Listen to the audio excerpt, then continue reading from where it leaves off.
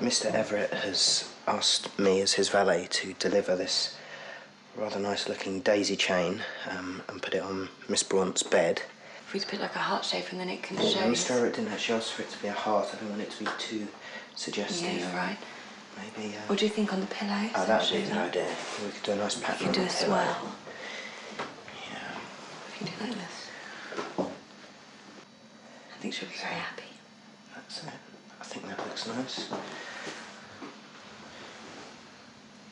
I want to make sure it looks really nice because he spent so long doing it. It is funny though, because Mr. Everett actually asked me yesterday whether to put some flowers on Victoria's bed, and now he seems to have changed his mind.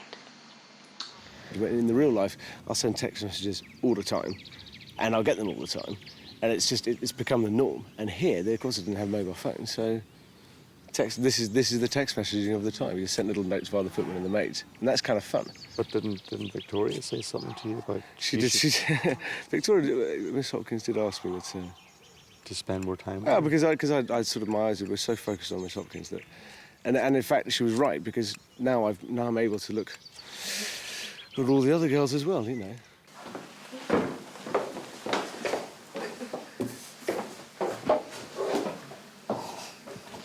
I don't know who's left me a daisy chain on my bed.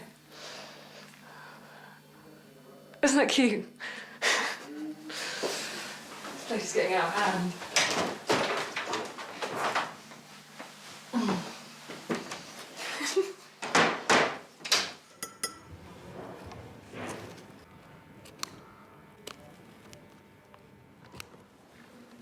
If any of the ladies here are upset because a man has made advances and then dumps her, you know, it's going to be pretty hellish for that guy to hang around here, and in fact, possibly untenable. He might have to leave.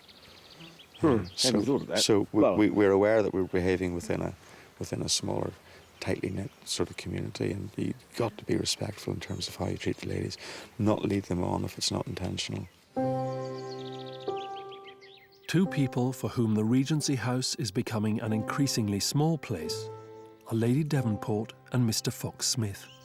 My extremely lovely charged across the lawn and told me that people are saying that Mr. Fox-Smith and I were caught fornicating upon the lawn last night, and indeed bathing together in the stream on other occasions.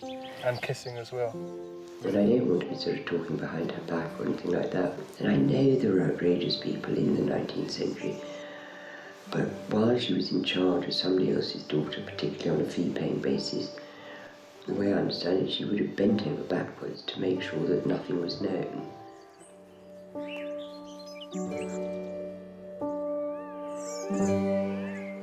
I don't want you to think I got stuck in too quickly with the old hag when there's all these gorgeous things. After all the rumours, Lady Devonport has decided the time has come to let Mr. Fox-Smith go. She'd like him to find a younger partner. I can't bear to cramp your style when you're only going to be here for a tiny bit of your life.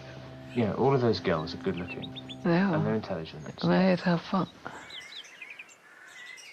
I do want to start a family now, and the person that I have kids with is the person that I'd like to stay with for the rest of my life. I hope you do. Yeah, in an ideal world.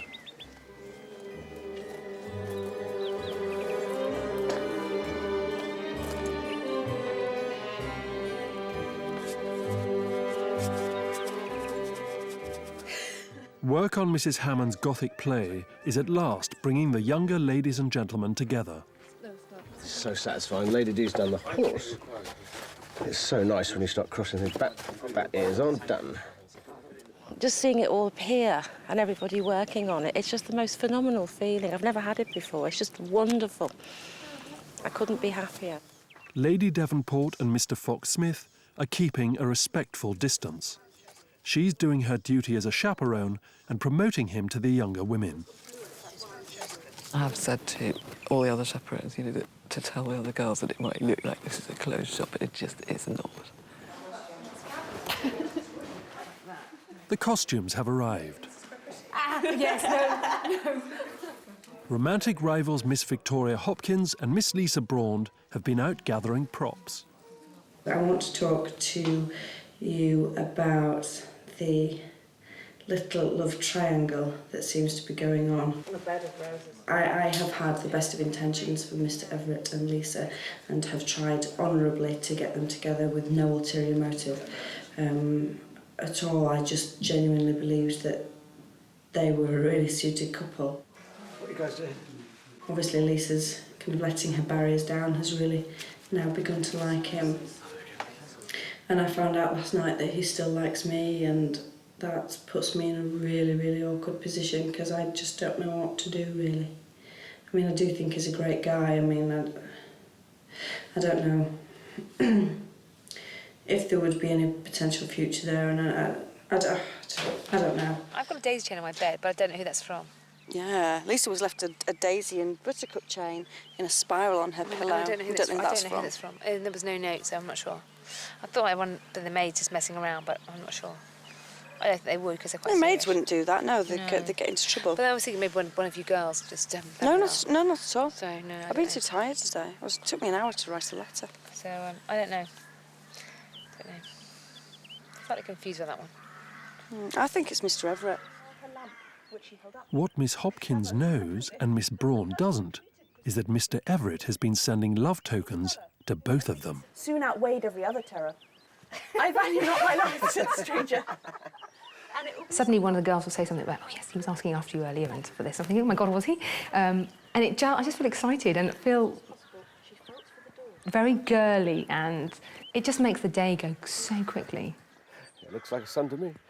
You get a smile, it's all very pathetic and it's all very sweet and it's just funny. It's just really, it just makes me feel girly and, you know, fun. It just seems really, and exciting and happy. The Countess. Wonderful. Mrs. Hammond's plans to hitch Miss Braun to Mr. Everett appear to be working. In plays, it was permitted to touch. This, after all, is art. Who's forgotten Uncle Rob? Oh, right. I'll put him into a chair. Go on, dear. We'll try that touching again. Okay. You can go slow with that.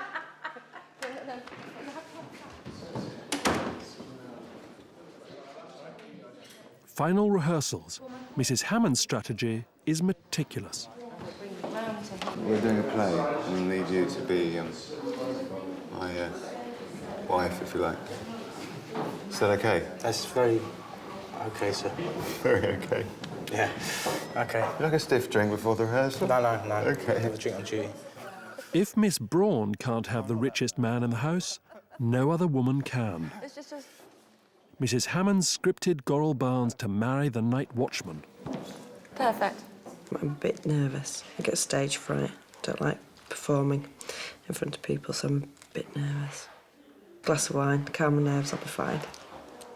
With the approach of curtain up, tension is mounting. Yes, I'm just trying to get my lines.